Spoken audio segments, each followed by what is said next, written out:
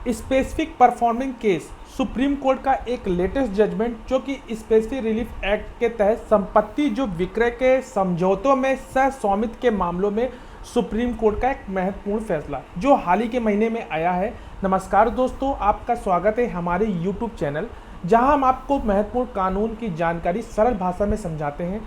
आज हम लोग बात करेंगे एक हाल ही सुप्रीम कोर्ट के फैसले की। इसका जो केस टाइटल और जजमेंट है वो डिस्क्रिप्शन बॉक्स में दे दूंगा, आप वहां जाकर इसको भी पढ़ सकते हैं। ये जो जजमेंट है जिसमें सह स्वामित्व यानी कि ज्वाइंट ऑनरशिप वाली संपत्ति को बेचने के समझौते पर महत्वपूर्ण टिप्पणी की गई। अगर आप संपत्ति विवादों या विशेष रूप से स्पेसिफिक रिलीफ एक्ट से जुड़े मामलों पर रुचि रखते हैं तो यह वीडियो को अंत तक जरूर देखें। सुप्रीम कोर्ट ने हाल ही में एक महत्वपूर्ण निर्णय दिया। यदि कोई व्यक्ति सह स्वामित्व वाली संपत्ति के विक्रय समझौते यानी कि एग्रीमेंट टू सेल के तहत संपत्ति की स्पेसिफिक परफॉर्मेंस को मांगता है तो उस पर यह जिम्मेदारी होती है कि वह सभी सह स्वामी की संपत्ति सुनिश्चित करे। इस मामले में एक संपत्ति जिसमें 5 व्यक्तियों के बीच संयुक्त रूप में स्वामित्व थी, 2 भाई और 3 बहनें। यदि वादी प्लेंटिफ ने संपत्ति विक्रय के समझौते में स्पेसिफिक परफॉर्मेंस की मांग की जबकि वह जानता था कि तीनों बहनों में इस बिक्री के लिए सहमति नहीं थी। सुप्रीम कोर्ट का निर्णय। कोर्ट ने यह कहा कि सिर्फ भाइयों पर निर्भर रहने वाले वादी की जिम्मेदारी खत्म नहीं हो जाती। अगर वादी समझौते के तहत अपनी जिम्मेदारियों को पूरा नहीं करता है तो खासकर सभी सह स्वामी की सहमति से प्राप्त करने में और उसकी मांग कमजोर हो जाती है।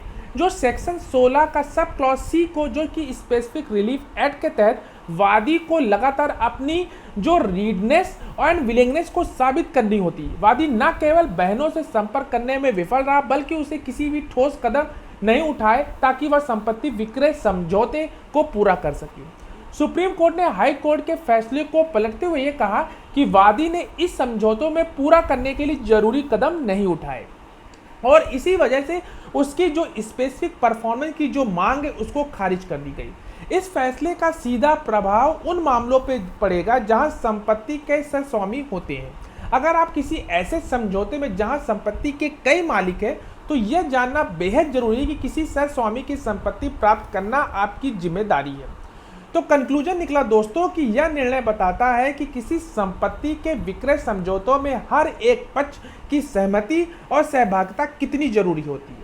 अगर आप इस तरह के कानूनी विवाद से जुड़े हैं तो आपको इस फैसले से बहुत कुछ सीखने को मिल सकता है।